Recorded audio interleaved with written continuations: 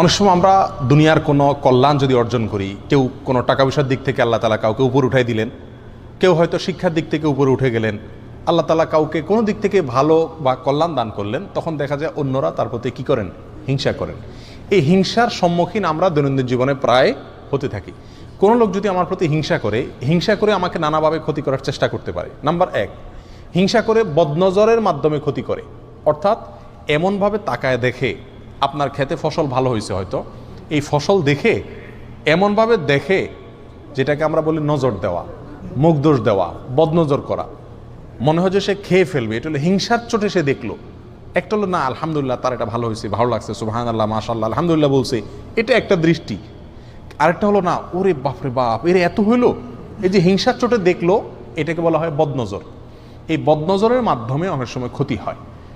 আল আইন হক, নবী আলাইহিস সালাম বলেছেন, অর্থাৎ দৃষ্টি দিয়ে, রাক্ষসে ভাব দিয়ে, খাই ভাব দিয়ে গিলে ফেলবো, এরকম দৃষ্টি দিয়ে যে কোনো জিনিসের দিকে, কোনো ব্যক্তির দিকে, যে কোনো কারোর কোনো কল্যাণের দিকে তাকায়া মানুষের ক্ষতি সাধন করা হয়, এরকম ক্ষতি হয়ে থাকে অনেক সময়। এটা বাস্তব সত্য বিষয় এবং ইসলামী আকীদা এটাকে অ্যালাউ করে, এটা কুসংস্কার নয়। অতএব এইভাবে যদি আমাদের কেউ হিংসা করে, অর্থাৎ বদনজর দেয়, আপনি একটা গাড়ি কিনছেন, আপনার ছেলেটা মাশাআল্লাহ স্বাস্থ্যবান, ভালো খায় মাশাআল্লাহ, ছোট বাচ্চা, কারোর সামনে খাওয়াইছেন, তার বাচ্চাটা হয়তো খায় না, সে দেখে বলছে ওরে বাপরে বাপ, অথবা কিছুই বলে না, কিন্তু তাকাইছে, যে হিংসার দৃষ্টিতে তাকাইছে, এটাকে বলে বদনজর। এর মাধ্যমে বাচ্চার ক্ষতি হতে পারে, হবে এটা কোনো জরুরি না, নাও হতে পারে, আবার ক্ষতি হওয়ার সম্ভাবনাও আছে।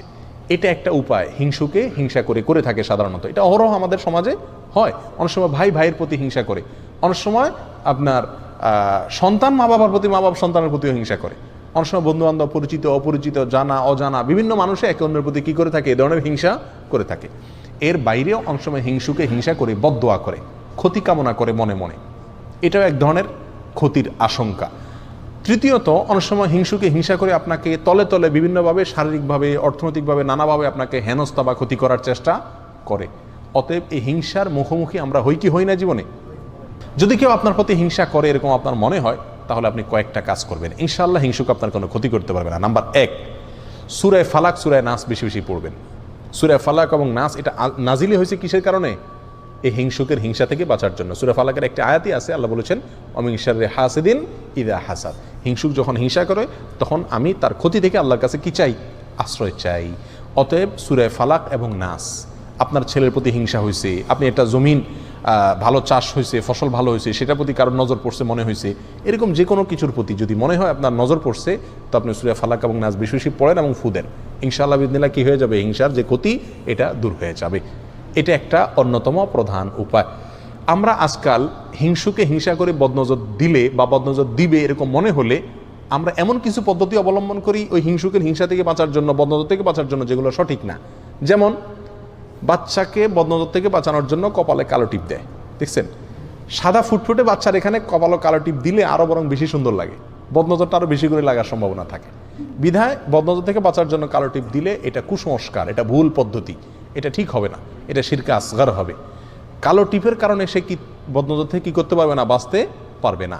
তবে হ্যাঁ, সৌন্দর্যের জন্য যদি ভিন্ন কথা। অনেকে দেখবেন খেতে খামারে ভালো ফসল টসল হলে সেখানে দেখবেন মাটির হাঁড়ির পিছনে কালি লাগায় ঝুলাই দেয়, যাতে বদনজর না লাগে। মানুষ মনে করে যে ওই হাঁড়ির দিকে তাকাবে, হাঁড়ির দিকে তাকানোর কারণে সে আর ওই ফসলের দিকে তাকায় যে বদনজর করবে সেই সুযোগ পাবে না। এটাও ভুল ধারণা। হাঁড়ির দিকে তাকাবে দেখে ফসল দেখবেন এমন কোনো কথা হলো? একটা ভ্রান্ত ধারণা।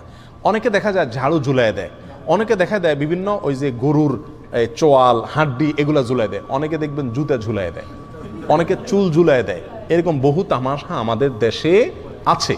মনে রাখবেন, এগুলো করে আপনি বদনজর থেকে বাঁচার কোনো উপায় নাই। আর এটা বদনজর থেকে বাঁচার, হিংসুকের হিংসা থেকে বাঁচার কোনো সহি পদ্ধতিও না। আপনাকে কি করতে হবে?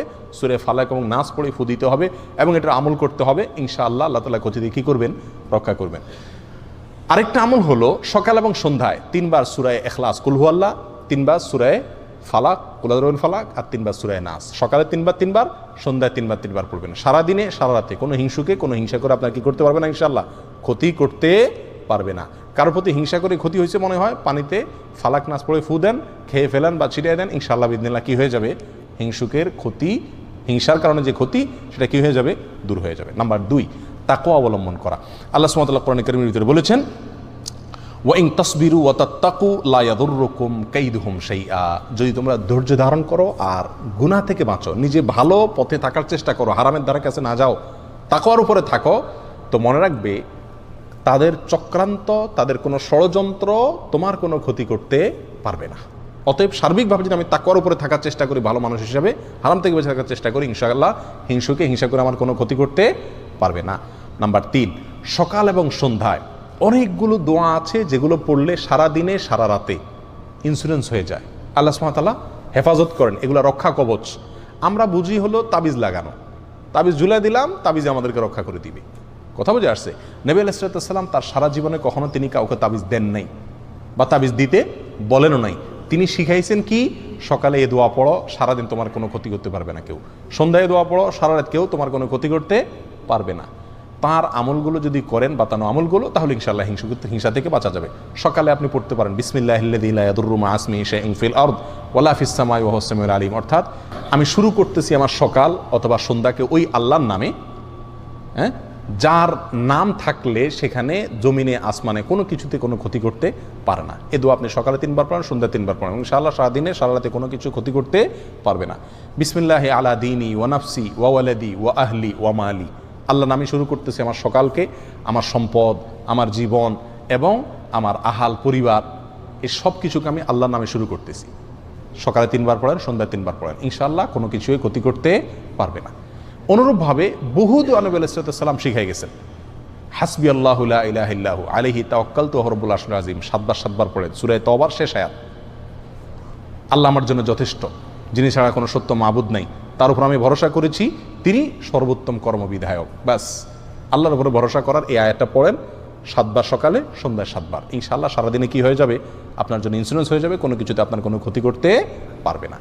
এরকম আরও বহু আমল আছে যে আমলগুলো আমরা সকাল সন্ধ্যা করলে সারাদিনের এবং সারা রাতের হেফাজত হয়ে যাবে, কোনো হিংসা করলেও আমাদের ক্ষতি করতে পারবে না। নাম্বার 4, হিংসুকের হিংসা থেকে বাঁচার জন্য যে হিংসা করে তার প্রতি একটু দয়া করে দেন।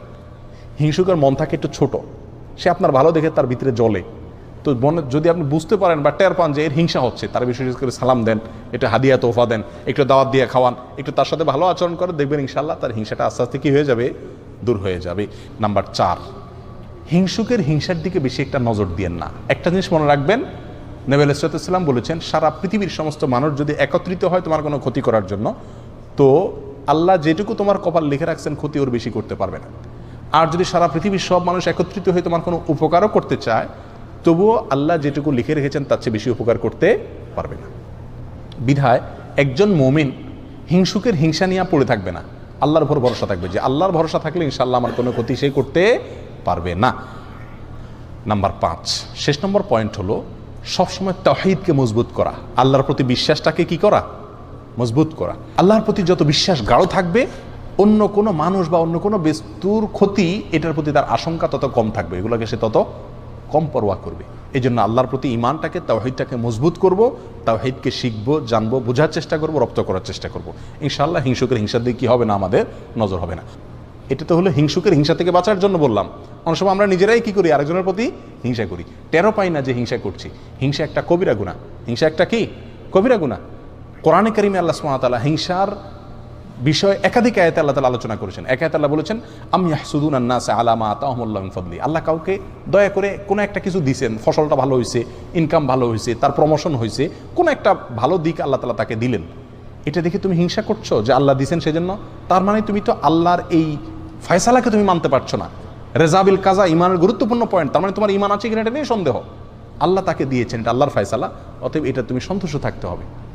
তুমি হিংসা করলে তার কোনো ক্ষতি করতে পারবে না। প্রিয় ভাইয়েরা, আপনার অন্তরে হিংসা আছে কিনা কারোর প্রতি কীভাবে বুঝবেন? কারোর কোনো ভালো সংবাদ শুনে, কারোর কোনো ভালো হাল দেখে, কারোর কোনো সুখের অবস্থা দেখে আপনার ভিতরে জ্বলে কিনা দেখবেন। যদি ভিতরে দেখেন যে জ্বলে চিনচিন করে, একজনের খবর শুনছেন যে সে আপনার প্রমোশন হয়ে গেছে, একজনের খবর শুনলেন যে সে মাশাআল্লাহ এত টাকা পেয়ে গেছে, লটারিতে আপনি পাইলেন না সে পাইল, হয় না এরকম? একজনের খবর শুনলেন যে তার ছেলে মাশাআল্লাহ এসএসসিতে গোল্ডেন 5 পেয়ে গেছে, আপনার ছেলে ফেল করছে, তারটা শুনছেন, শোনার পর আপনার অন্তরে চিন করে জ্বলল, হয় না এরকম? একজন হয়তো ভালো কোনো কিছু হয়েছে, আপনার মনে দেখা যাচ্ছে যে ভিতরে জ্বালা পোড়া শুরু হয়ে গেছে, অস্থির শুরু হয়েছে, মেজাজ গরম হয়ে গেছে।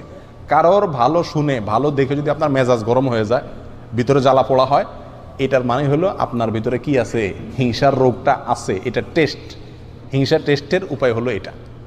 প্রিয় ভাইরা, হিংসা থেকে আমরা খুব কম মানুষই কি আছি, মুক্ত আছি। এটা হারাম, আমরা জানিও না যে হিংসা হারাম। প্রিয় ভাই, কারোর প্রতি হিংসা করা যাবে না। কেন করব না? নাম্বার 1, এটা আল্লাহর ফয়সালা, আল্লাহ তাকে কল্যাণ দিয়েছেন। আমি তার প্রতি হিংসা করা মানে আল্লাহর ফয়সালাকে অস্বীকার করা, না মানা, বিদ্রোহ করা, যেটা এক প্রকার কুফরি। অতএব হিংসা করা যাবে না।